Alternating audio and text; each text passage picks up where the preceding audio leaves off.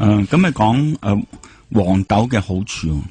黃豆嘅好處係啊，黃豆咧可以幫助啲人係舒緩一種叫做睡眠窒息。黃豆咧又可以另一個女士咧可以處理啲脫髮嘅問題。可以令一個小朋友咧可以生性一啲，同埋咧係可以預防乳癌咁樣。但係咧嗱，先講預防乳癌嗰度啊，因為我成日同啲即係朋友講開，即係飲豆漿咧，啲女仔就好驚嘅，即係話唔得，有雌激素嗰啲嘅，唔係會刺激咗，反而容易有乳癌嘅咩咁樣？咁可唔可以請顧博士解答下？原來咧就係乳腺裏邊嘅細胞咧就有兩種嘅雌激素嘅接受體。嗱，咩叫做受體？叫做 ligand，一個叫接受體叫做 receptor。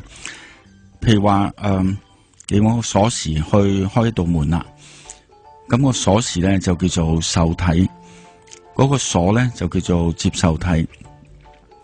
咁你鎖匙就擺入個鎖裏邊咧，就開到道門啦。但係如果你話我揾一塊香口膠咧去黐實嗰個鎖匙窿，咁樣香口膠咧就叫做阻擋劑，即係阻住嗰個鎖匙入去啦。咁如果我用一啲機油滴入去嗰個鎖匙窿咧，呢個機油咧就叫做促進劑咁樣。所以咧係好多時咧喺生物嘅層面咧，都係受體、接受體、阻擋劑、促進劑咁互相之間嘅制衡咧，就可以阻止或者係可以促進一啲化學作用完成嘅。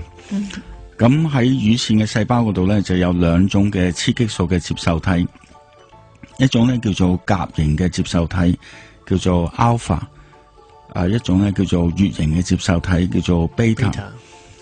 咁動物嘅雌激素咧，譬如話一個女士身體嘅雌激素啦，或者係如果佢食一啲海膽啊，嗰啲係蟹子、魚子、蝦子嗰啲都係有動物嘅雌激素啦。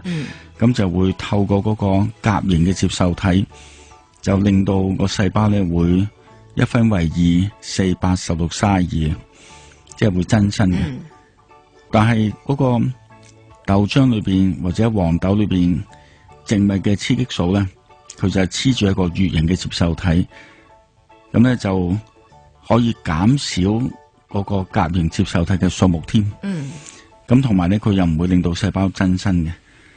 咁所以喺呢度咧就好多醫生啊，首先醫生如果佢唔係成日睇跟足，即係貼住嗰個研究報告咧，佢可能未必知道原來咧有甲型、乙型嘅接受體。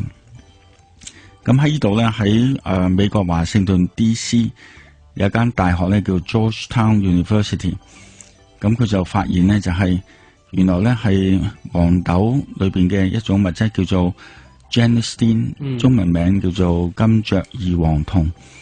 咁呢個東西咧就係可以透過嗰個乙型嘅接受體咧係可以防乳癌嘅。咁有好多嘅其他嘅健康食品咧，譬如話有一種健康食品叫做芥蘭素，英文叫做 indocarbinol， 都係透過嗰個乙型嘅接受體咧係可以防止乳癌嘅咁樣。咁所以咧係喺呢個層面咧，就係有一種研究咧叫做疾病學啊，疾病學叫做 epidemiology。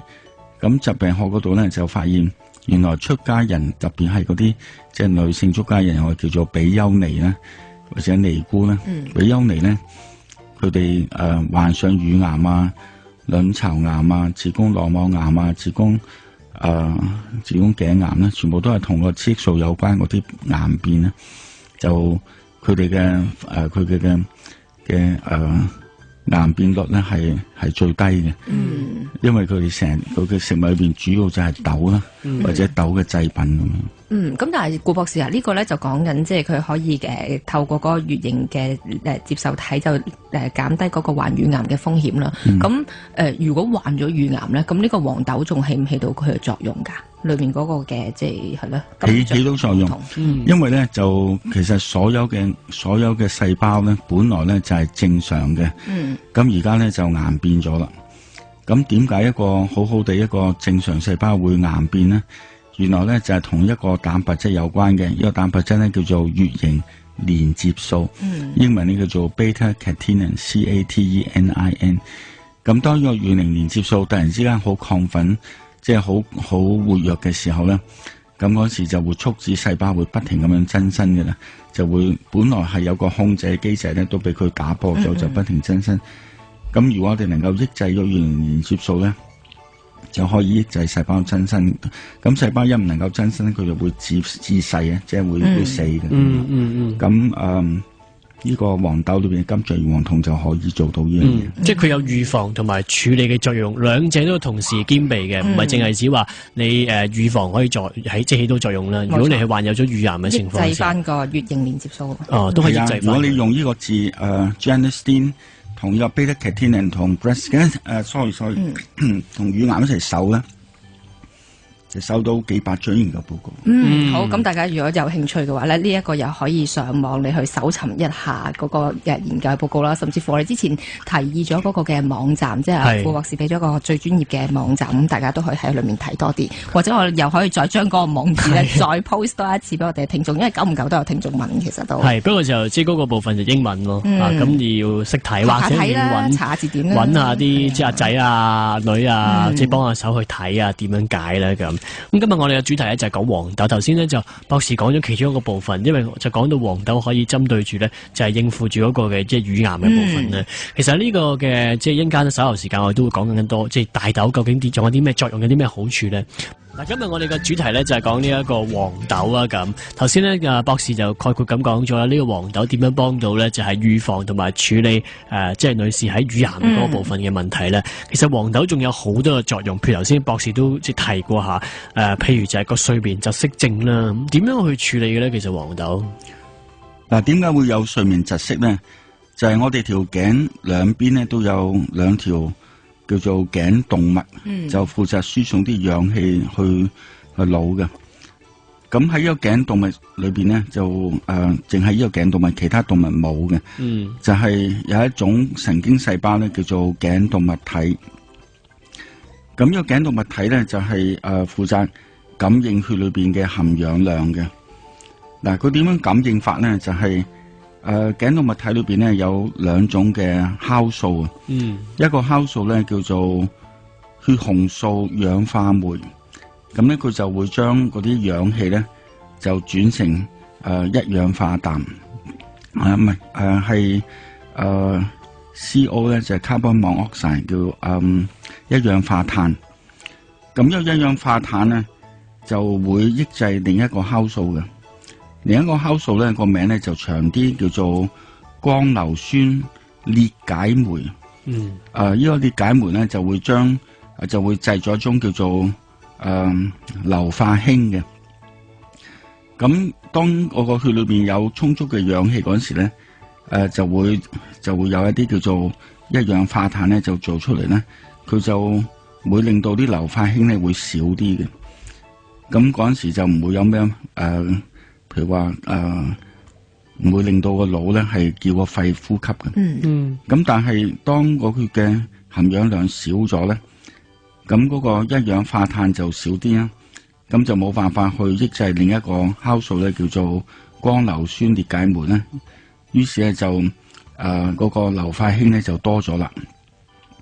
咁硫化氫一多咗咧，就會撻着嗰個頸動脈體呢個神經細胞咧就有一個電流咧就去到個腦幹，腦幹咧就送一個電流去到個肺，咁啲肺就開始吸氣啦。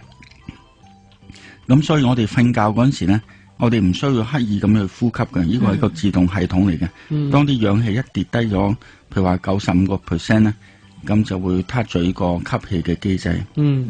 但係如果呢個硫化氫製造硫化氫嗰個酵素叫光硫酸裂解酶咧，係遲鈍咗咧，即係做唔到咁多嘅硫化氫咧，咁可能咧要好多一氧化碳，即係話嗰個氧嘅含氧量咧要跌到譬如話要跌到85%，咁咧以至咧就係嗰個一氧化碳咧係少到咧係少到先可以幫助嗰個光硫酸裂解酶咧可以製造呢個硫化氫。咁嗰陣時呢種咧就叫睡眠窒息啦，即係話應該咧到95% 嘅含氧量就會叫個肺開始呼吸，但係而家跌到85%，咁就有咩問題咧？就係譬如話心臟咧就需要好多氧氣去製造能量去幫助心臟跳動嘅收縮嘅咁樣。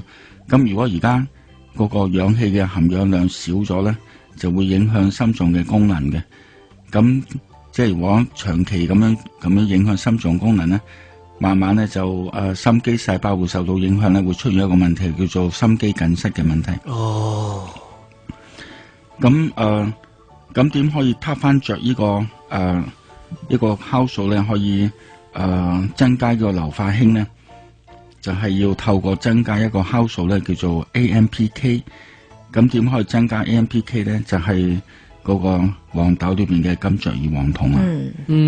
所以咧就譬如話，如果你係有呢個睡眠窒息咧，你可以試下，譬如今晚瞓覺之前就唔係飲豆漿喎，因為豆漿嘅成分太少啦。明白。就去你屋企附近嘅健康食品店咧，呢個係一個好普通嘅一個健康食品嚟嘅，叫金雀葉黃酮咧。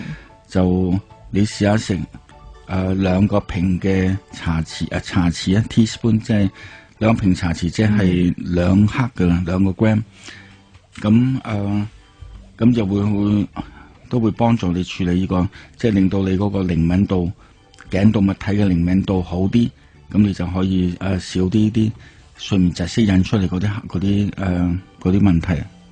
其實係好清晰嘅，咁樣聽落去，即係一個人點解佢會有睡眠窒息症咧？成個過程其實你可以係好科學咁去解釋噶，即係除咗你話個人好攰啦，或者有啲人就即係食煙啦，有啲人就好多嘅講法啦。但係頭先博士嘅好清楚嘅機制嘅人啊，個人嘅結構、人嘅構造係會有呢一個嘅情況出現，即係嗰個頭先阿博士話，即係嗰個嘅一氧化碳係嘛，即係嗰個嘅吸入量95%嘅時候，咁個自己個呼吸嘅機制就會啟動，咁而好多嘅情況就會令到呢啲機制即係會改變啦。譬如你可能即係有啲嘅壞習慣，裂解酶遲鈍咗。係啊，點解會遲鈍咧？就係氧游離基，譬如話一手二手煙啦，一手二手煙會令到一個人會容易有睡眠窒息嘅問題。好清晰，咁就可以用呢個大豆啦，即係呢個即係金雀葉黃酮啦，去處理呢一個嘅部分嘅問題啦。咁呢個相當清晰。叫隔籬老婆或者老公今晚咧，即係第2食完之後咧，就感受下你嗰個睡眠嗰個情況啦。有冇再扯敲咁樣扯下？咁啊，但係另一方面，頭先阿博士都有講咧，除咗呢一個睡眠窒息症啦、乳癌咗女性脫髮，女性脫髮又點樣幫到手？係啊，有我哋啲聽眾咧問嘅就係女性脫髮，其實點樣為止係女性脫髮先？顧博士，男性幫唔到手嘅。係啊，男性脫髮同女性脫髮個機制係有稍稍唔同嘅。嗱，一個女士佢身體所有嘅雌激素咧，所有嘅就係通通係先由雄激素開始，即係嗰個細胞咧先做咗雄激素，然後咧就透過一個酵素咧叫做芬香酶，就將呢個雄激素咧就轉成雌激素。但係如果而家嗰個芬香酶唔夠咧，或者係有缺陷咧，咁嗰時咧就唔能夠將100% 嘅雄激素咧就轉成雌激素。咁雄激素咧就開始囤積，咁雄激素一囤積咧就會引出另一個酵素，你要處理呢個囤積咧叫做5甲還原酶，叫做 5-alpha reductase。咁就將呢個雄激素咧就轉成一種叫做2強雄激素，叫 dihydrotestosterone， 叫 DHT。咁原來呢個2強雄激素咧就令到嗰個毛囊咧係會凋謝嘅，會凋亡嘅，會自滅。咁所以嗰陣時咧碰一碰咧啲頭髮就會甩出嚟啦。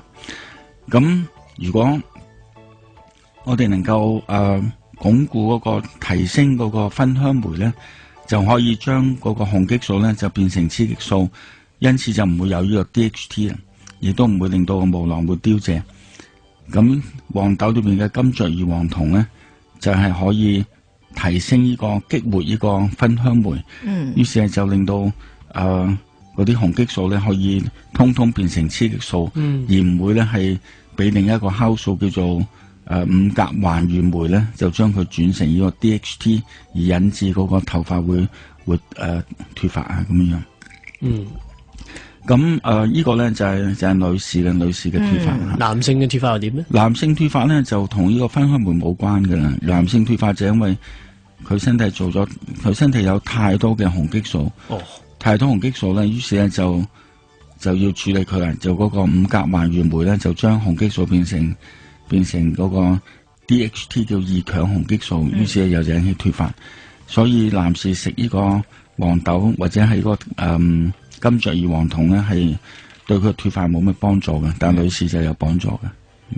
咦，咁我記得有一次咧，顧博士都講過嘅，即係如果係處理嗰個生髮嘅問題咧，就係用嗰個粟米深素、玉鹼同埋硫辛酸噶嘛。即係但係如果處理女性嗰個脫髮咧，就係咪呢3樣嘢就未及嗰個金雀異黃酮會好啊效果？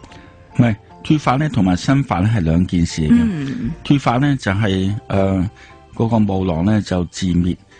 咁如果生髮咧就要重組一個新嘅毛囊先可以生一條頭髮出嚟嘅。所以如果你係想生頭髮咧，你先要搞掂咗個脫髮問題。就好似而家你睇住個金魚缸喎，咁啲水個金魚缸就漏水啦。咁啲水位慢慢向下跌啦，咁你就猛咁加水喺金魚缸嗰邊啦，咁咪一路加水一路漏水，咁個水位就唔上唔落喎。所以你如果一路喺度脫髮，一路食啲生髮嘅保健食品咧，你覺得咦點解冇乜效果嘅？成頭髮仍然咁稀薄咧咁，所以咧你要先處理咗個脫髮問題，唔好嗰個金魚缸唔好再漏水啦，然後你先至加水。所以係2個步驟嚟嘅。等你停止咗脫髮之後，先至加頭髮。咁我幫嗰啲聽眾問埋先，因為有個聽眾都真係問過嘅。咁係咪即係佢要可能就其實係咪就係一齊食啊？金雀異黃酮加個粟米深素。唔好一齊食，就先食呢個金雀異黃酮。搞掂個脫髮，搞掂咗脫髮先，然後先至再加頭髮。OK，咁呢個大家就要記住嗰個步驟啦。好，呢個都係相當清晰，同埋頭先我哋啲真係好多嘅人嚟問㗎，即係個脫髮問題都幾困擾啊。就頭先博士所講啦，搞唔掂個根啊嘛，即係嗰個脫髮嘅問題，但你就先去處理咗個生髮咁所以點解啲頭髮生嚟生去都生唔到咧？就因為嗰個嘅毛囊咁你破壞咗個組織冇咗，咁點生嘅？咁所以先去處理咗呢個部分先啊咁。呢個大豆異黃酮咧，其實同金雀異黃酮係咪兩樣嘢嚟㗎，博士？大豆異黃酮咧，英文叫做 isoflavone。isoflavone 咧，通常係包含2樣嘢嘅。一個咧叫做 genistein，就叫金雀異黃酮；一個咧叫 daisy。咁如果你係淨係買個 isoflavone 咧，你係差唔多，通常係一半嘅個份量嘅。如果你能夠買到個金雀異黃酮咧，就係純度高啲咯。但係如果啲即係聽眾可能要去買呢啲保健食品嘅時候，佢係應該要揾金雀異黃酮定還是大豆異黃酮？如果你可以買到金雀異黃酮咧，就好過淨係食大豆異黃酮。OK。好啦，我哋今日個主題咧，繼續講黃豆啊。頭先博士咧，除咗講到黃豆咧，即係入邊含有嘅呢個金雀異黃酮，點樣處理咗咧？就係睡眠窒息啦、女士脫髮啦，同埋咧就係個乳癌問題。仲有一個部分我都好感興趣。等我哋生性啲啊！我要買俾阿媽再俾我食咁，睇下我點樣生性啲。咁點解會金雀異黃酮會令到個細蚊仔會生性啲嘅咧？嗱，譬如話當一個小朋友男或者女啦，咁咧佢去到譬如話12歲、13歲啦，青春期，咁咧就女仔咧就突然之間好生性嘅喎，即係突然之間判若兩人嘅，即係以前咧就係一個孩子，而家咧就係一個即係好乖嘅一個少女咁樣。咁呢個咧就係因為佢嘅身體咧多咗啲雌激素啊。嗱，呢個雌激素咧係好重要嘅。舉一個例子咧，譬如話而家有個媽媽咧就湊一個仔或者一個女咧就放學啦。咁嗰時咧係晏晝，譬如話4點鐘咁。咁佢哋咧就決定行路翻屋企啦。咁路上咧就有一間麵包鋪，就4點鐘咧就有啲新鮮出爐嘅菠蘿包。咁經過麵包鋪咧，就嗰個麵包鋪嗰個老闆咧就見到個小朋友咧好乖喎，即係好趣致啦，就包一個新鮮嘅菠蘿包咧俾個小朋友。咁媽媽咧就同佢講啦，講多謝叔叔啦咁。咁個女仔咧就好嗲喎，話多謝叔叔咁樣。男仔唔講嘅，即係好多時唔講嘅。睇實佢，唔知點講好嘛？咁呢種咧就係、是、當呢個問題即係去到好極端嗰陣時咧，就叫做亞氏保加症。就係一個人咧，佢完全係睇到自己，佢睇唔到人哋嘅，我哋叫做 apathy。睇到人哋睇唔到自己咧，叫做 empathy。即係有個 apathy，即係話之你啦。你點樣感受唔關我事，但係另外啲，譬如話一個女仔佢生性嗰啲咧，佢會諗到人哋會點樣諗咧。咁不如我都要考慮下人哋嘅，咁原來呢個咧就係到底會唔會考慮到人哋咧？就睇下你腦裏邊有冇呢啲雌激素啦。咁呢個雌激素咧就係先從個雄激素透過呢個芬香酶咧去製成雌激素。咁如果多咗啲芬香酶咧，即係用大豆異黃酮去刺激呢個芬香酶，令到個雄激素轉成雌激素咧，咁呢個人咧就會考慮人哋多啲嘅。即係我哋話呢個細蚊仔咧就開始生性啦，可以諗下屋企啊，可以諗下自己嘅同學啊、老師啊咁樣樣。咁係咪唔係小朋友都可以食，即係大人都幫到手嘅咧？係啊，大人都幫到手噶吓。就有啲唔係個個女仔都會即係會幫到人，即係諗到人哋噶。有啲都係即係關注自己噶。咁講。嗰啲咧就都可以食呢個金雀異黃酮，可以幫助佢處理呢方面嘅點樣去定位自己同社會之間嘅定位。但係顧博士呢啲咧佢又唔係一種病，即係但係又想提升佢多啲對人嘅體諒。咁如果係遇着呢一種情況嘅話，佢個食法係要點食嘅？又係早午晚三餐啊，定係一日一次都夠噶啦？睇下佢咧，如果佢個工作佢嘅工作咧係需要協調嘅，咁佢如果佢冇呢種對外嗰種嘅體諒咧，就有啲困難喎，即係佢會覺得好辛苦嘅呢份工作。但係如果佢呢個工作係即係back office 或者 freelance 嘅，自己去設計一啲嘢嘅，佢根本唔需要同人接觸嘅。不過其實太過極端都唔好嘅。咁啊呢啲可以買俾我呢啲自私朋友，送俾你做生日禮物，話你嘅人啦，睇下顧多啲啦，咁啊食多啲呢啲，睇多啲人感受啊，唔會。咁啊當然頭先我哋講咗好多呢啲黃豆上面，其實即係處理到好多啲問題。係啊，頭先真係冇諗過，原來呢啲真係情緒上面或者係睇人嘅睇法，其實佢真係好似阿 Rachel 身體係機制咯，其實唔係病嚟噶嘛，即係平時諗都冇諗過會點樣用呢啲嘅方法去處理咯。但係正如啦博士所講，真係有方法咧可以去處理到呢啲問題。所以我哋希望真係俾多個方向俾大家，你自己有試下睇下啱唔啱你咯，同埋你上網再揾多啲有關嘅資料。所以當面對病嘅時候辛苦我哋明嘅，不過你千祈唔好絕望咯，就係聽多啲唔同嘅意見，同埋自己去揾啱嘅資料睇。咁你清楚多啲，其實你發現呢，原來好多希望啊！雖然病嘅辛苦啊，咁希望可以即係透過今日講黃豆嘅好處，就俾多啲方向俾大家係睡眠窒息症啦，或者因為睡眠窒息啊，除咗影響個人嘅健康之外，可能夫妻關係嗰個協調都係嘅。咁啊，女性嘅脫髮啦，咁同埋生性啦，仲有乳癌嘅。不過顧博士問多少少先，就係如果聽眾會話，咦，咁我今日開始飲多啲嗰啲嘅豆漿啦，或者食多啲豆腐花啦，其實都係我哋講黃豆嘅好處。個好處就係金雀異黃酮，所以都係食佢嘅提純，就係呢個金雀異黃酮啊！嗬，係啊，你嗰個豆漿咧就係喺黃豆度出嚟，仲要溝啲水添喎。係啊，咁咪溝稀咗咯。咁所以如果係你想快啲有效果嘅話咧，就不如就去食呢個金雀異黃酮啦。咁嗰啲又唔係藥嚟嘅，嗰啲係豆度提純出嚟噶嘛，你點睇都唔係藥嚟嘅。唔會有副作用啊，唔會有敏感嗰啲噶嘛，係嘛？你喺坊間買嗰種咧係提純，但係唔係純到咧，你可以一食就嘣一聲會谷到你會有呢個食物敏感反應。好，明白晒。我想問下你呢，因為我自己就成日近期有啲失眠嘅問題，咁就試過飲鮮奶啊，又試過飲暖水啊，咁都冇乜效。咁就有朋友教我，喂，你臨瞓前飲一杯暖豆漿啊，其實就可以幫到嗰個失眠嘅情況嘅。咦，咁我飲咗之後又係，又真係好瞓咗。咁其實係咪真係豆漿會可以幫到人哋醫失眠㗎？嗱，一個人瞓得唔好呢，有3大原因嘅。第一個原因呢，就係佢有啲焦慮，有啲抑鬱，即係話一瞓上床呢就好多嘢諗，但係諗嚟諗去都諗唔通，於是咧成晚都撩住佢呢，就冇得好瞓。咁呢個咧係情緒嘅問題嚟嘅。咁第二種瞓得唔好呢，就係冇情緒嘅問題，但係呢總之就瞓唔着啊，囉囉攣唔知做咩嘢咁樣。咁第三呢，就係瞓到嘅，但係呢就瞓得好淺啦，即係2個鐘頭、3個鐘頭呢就醒咗就瞓唔翻啦咁。咁嗰個黃豆裏邊呢，黃豆裏邊個有一個成分呢叫做金雀異黃酮，英文呢叫做 genistein。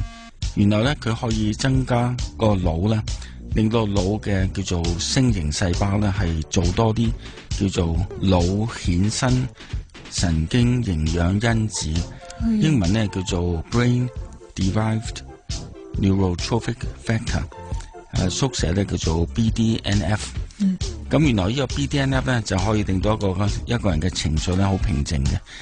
咁好多有啲人佢焦慮啊，要食到血清素嘅藥呢，其實嗰啲藥嘅機制就係增加 BDNF 嘅。咁如果你瞓覺之前飲啲豆漿呢，就個腦嘅星形細胞可以做多少少 BDNF 啦，咁你就會可以有個平常心，咁啊容易瞓得着。咁樣，因為其實我自己，因為其實咧，我以前早餐我都好中意，日日都係飲豆漿啊。咁但係有聽啲老人家講過，即係佢嗰啲中醫角度去睇，又話如果豆漿飲得多啊濕啊又咩，其實關唔關事，會唔會影響到嘅咧？豆漿咧，佢有一個好處嘅，佢咧就可以刺激一個酵素咧，叫做 AMPK。咁 AMPK 咧就係抑制一個叫 CFTR 嘅。咁意思就話飲咗呢個豆漿呢個細胞咧可以分泌多啲水分。咁仲有咧就係咁分泌多啲水分咧，就中醫就話多到啲水咧就會濕啊咁樣。咁我又聽過話黃豆其實又可以補水，會唔會就係因為顧博士你講嗰個水分，所以係補到皮膚上嗰個水啊？嗱，呢個咧就複雜少少嘅。咁皮膚裏邊咧就有一種物質咧叫做透明質酸，英文咧叫做 hyaluronic acid。咁呢個透明質酸咧有2種成分嘅。第一種成分咧就叫做葡萄糖醛酸，英文叫做 glucuronic acid。第二種咧就叫做 acetylglucosamine， 咁咧就係叫做葡萄糖胺，就叫做乙硫葡萄糖胺。咁呢2種成分咧就孖埋一齊嘅，係一 pair 嘅。咁咧一 pair 咧就攬咗個水嘅分子。咁呢個透明質酸咧就好似1列嘅車卡咁樣啦，就每一個車卡咧就係嗰一 pair 嘅glucuronic acid acetylglucosamine 咁樣。咁你就有幾多卡咧？咁呢個火車咧就有大概2萬個卡嘅。咁咧就可以咧即係話攬住好多水，所以咧我哋就話呢個透明質酸咧可以鎖水。咁但係如果皮膚下邊咧係流失咗呢個透明質酸咧，嗱，點解會流失咧？紫外線咧就會刺激皮膚嘅角質細胞，就會分泌一種酵素咧，就消化個透明質酸嘅。所以好多時咧，如果你留心睇下喺路度喺街度做嘢嗰啲工人啦，譬如話修路嘅工人啦，咁佢條頸咧，因為成日暴露喺太陽光之下咧，嗰個皮膚嘅質素咧係差啲嘅。因為咧係即係比較乾啲。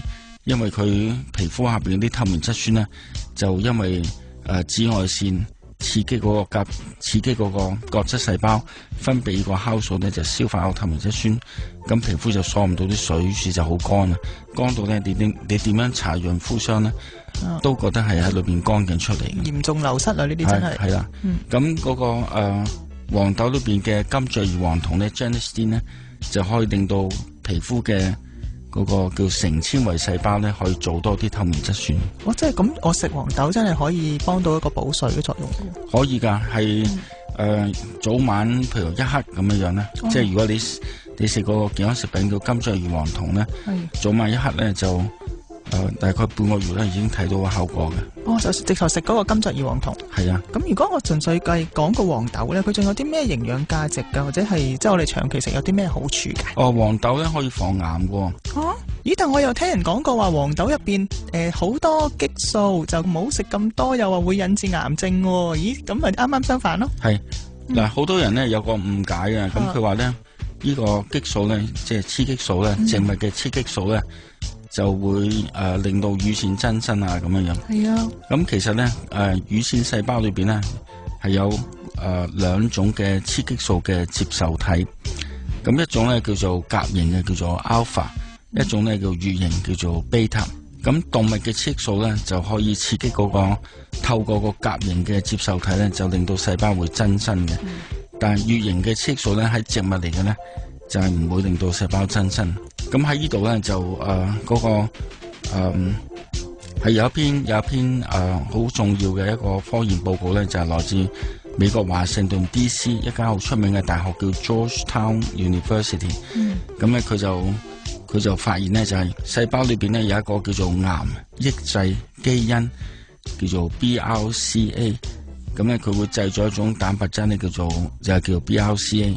咁呢個 BRCA 咧就可以減少嗰個雌激素甲型雌激素接受體嘅數目啦，亦都可以令到阻止嗰個動物嘅雌激素咧就唔好咁容易黐喺嗰個接受體嗰度。咁有一個小故事喎，喺3年之前呢，就有一個美國嘅女明星咧叫做 Angelina Jolie。咁佢媽媽咧就係乳癌逝世嘅，咁所以佢就好擔心自己都有乳癌。未有事之前先割咗。係啊，咁佢咧就每一年咧就揾醫生咧就 check 嗰個叫 BRCA 呢個基因。咁3年之前呢，醫生就 check 到咧佢個 BRCA 咧就異變咗啦。咁於是佢就話你個風險咧而家升到80%。咁呢個 Angelina Jolie 咧就決定咧就將佢34C 嘅乳房咧就割咗落嚟。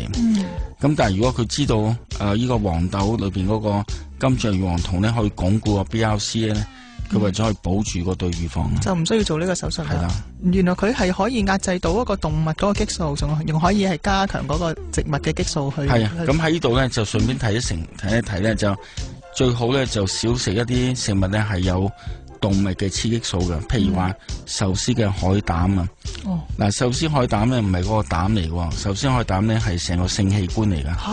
海膽係性器官嚟噶？成個性器官。我唔知，咪食好多性器官落肚咯，好核突啊！咁咧就壽司海膽啦，然後蝦子、魚子、蟹子啊，嗰啲子咧都係有激素嘅，蟹膏又有激素啦。咁雪蛤膏就稱為個卵巢啦，嗰啲有激素啦。咁仲有一隻車仔麵嘅菜嘅餸咧叫豬山腸啊！山腸。豬山腸啊，係細抽一抽，好似電話線翹住。唔係電話線嗰啲叫豬粉腸。嗰啲一隻豬嘅小腸。係大條粗。豬大腸咧就係即係大腸啦。咁仲有一個叫豬山腸啦。豬山腸咧就係母豬嘅輸卵管同埋陰道。點解我食車仔麵要食輸卵管同陰道？唔係食得就唔係爽口啊嘛。係總之食得唔好嘥錢，煮埋落去啊嘛，係嘛？咁多條啊，咁可以賣錢噶嘛？咁呢個係潮州打冷店嘅宵夜嚟嘅。咁呢個真係動物激素啦。頭先你係啊，你個輸卵管同埋陰道梗係有雌激素啦，有動物嘅雌激素啦。咁仲有就係口唇膏喎。口唇膏裏邊咧嗱，有啲口唇，你如果譬如話一支口唇膏，你3年都唔用噶，你3年之後用一用咧，你都唔會覺得啲口唇膏係裂開晒噶嘛。因為咧口唇膏裏邊有一種叫做塑化劑。咁啲塑化劑咧就令到佢成日都係好濕潤嘅。咁呢種塑化劑咧叫 phthalate， PHALATE。呢個 phthalate 嘅東西咧就係我叫環境嘅雌激素，即係話佢係一啲化學物品，佢可以刺激嗰個甲型嘅雌激素接受體。所以如果成日搽口唇膏咧，就食咗啲刺激素落肚。哦，原來口唇膏都有塑化劑，即係咪就好似我哋之前話嗰啲塑膠樽啊，或者係嗰啲咩珍珠奶茶嗰啲塑化劑係同一類嘅嘢？係同一類嘅嘢，但唔係同一樣嘅嘢。哦，即係就唔好吞落肚啦，可能搽嘅時候女士小心啲啦。好少唔吞落肚嘅。你食完嘢之後佢要補啊嘛，補即係話嗰啲嘢去咗邊咧？你係就 kiss 人哋就黐喺人哋嗰度，你唔係黐喺人哋度就自己食咗落去，得兩個可能性啫嘛。係咁，大家要小心啲啦。顧博士啊，如果黃豆咧，你會唔會有啲特別嘅食法建議俾啲聽眾嘅？黃豆仲有好處咧，就黃豆有鐵質嘅。有鐵質。係鐵質咧有兩種，一種叫做 heme iron， heme 咧即係話同嗰個血紅素有關嘅。譬如話豬紅啊、鴨紅啊，咁嗰度嗰啲血紅素有鐵質啦，或者係豬潤啊嗰啲裏邊有一種蛋白質叫 ferritin， 叫做鐵蛋白咁樣。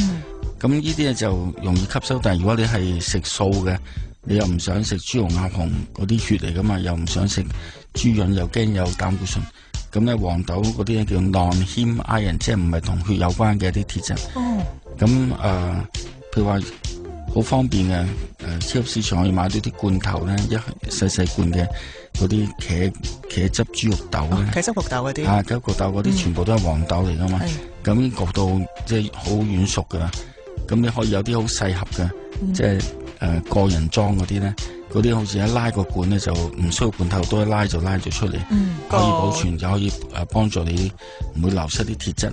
你話有啲女士佢每個月都會流失啲血噶嘛，咁嗰陣時咪要加翻啲鐵質咯。我中意食即食麵就咁開一罐黃豆，好似你講咁撈落去食咯。係啊，咁又方便好多咯。係啊，咁唔該晒顧博士講咗呢個黃豆嘅好處，咁我哋下 part 翻嚟再講其他食物咧。